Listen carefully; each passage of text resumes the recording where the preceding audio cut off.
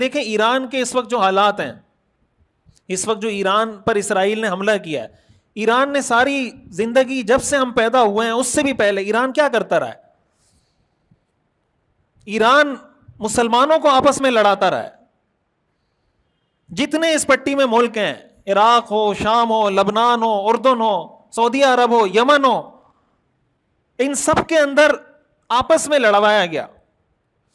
اب ایران اتنا کمزور ہوا کہ اس کو شام سے بھی نکلنا پڑا. شام میں ان کی حکومت بشار الاسد کی ختم ہوئی. ایران پھر کمزور ہوا، اس کو یمن سے بھی نکلنا پڑا. حوثیوں کو جو سپورٹ کر رہا تھا سعودی عرب کے خلاف، اس سے پیچھے ہٹنا پڑا.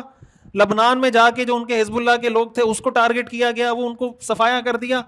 جب سارے کام کروا لیے گئے، شام بھی کمزور کروا لیا، یمن بھی کمزور کروا لیا، لبنان بھی کمزور کروا لیا، اردن بھی کمزور کروا لیا. اب باری آ گئی کس کی؟ اب باری آ گئی ایران. اب ایران پہ اٹیک ہو رہا ہے. تو اگر ایران یہ سب کچھ نہ کرتا، شام کو کمزور نہ کرتا، تو اسرائیل پہلے ایران پہ حملہ نہیں کرتا، اسرائیل پہلے شام پہ حملہ کرتا.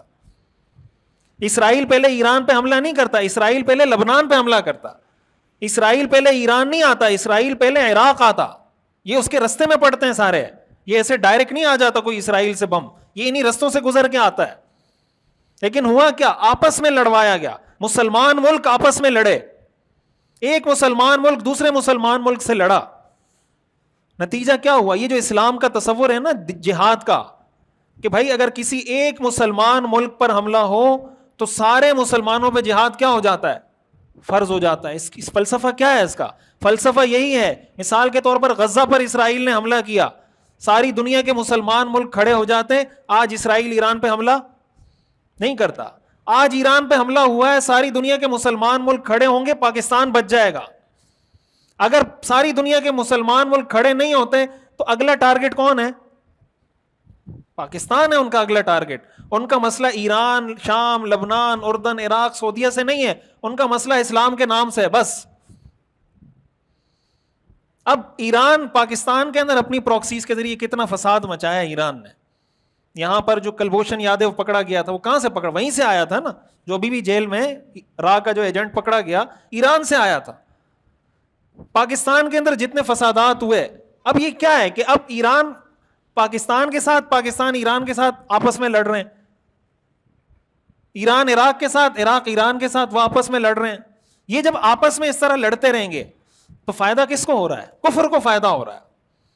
یہی طریقہ کار اپنایا جاتا ہے، ملک کے اندر لوگوں کو لڑوایا جاتا ہے کہ آپ ایسا ماحول پیدا کر دیں اپنے اداروں کے خلاف، ملک کے خلاف، آپس میں ایسی لڑائی پیدا کر دیں کہ کوئی دشمن حملہ آور ہو تو اس دشمن کو زیادہ محنت نہ کرنی پڑے. اگر ایران نے جتنی محنت اپنی پروکسیز کے ذریعے دنیا میں مسلمان ملکوں میں فسادات جس طریقے سے ایران نے کیے ہیں، اگر یہ ساری محنت وہ اس پہ کرتا کہ اپنے آپ کو مضبوط کروں، اور ایسے موقع پر آپ اگر پوری دنیا کا منظرنامہ دیکھیں نا، ایسے اوپر سے دنیا کو دیکھیں، آپ کو اگر ایک ایسی قوت، ایسی طاقت جو کفر کی آنکھوں میں کھٹکتی ہے نظر آئے گی، وہ صرف پاکستان ہے. ہمیں اس کی قدر نہیں ہے، ہمیں پتہ نہیں ہے پاکستان کی اہمیت کا، یہاں کی فوج کی اہمیت کا ہمیں پتہ نہیں ہے.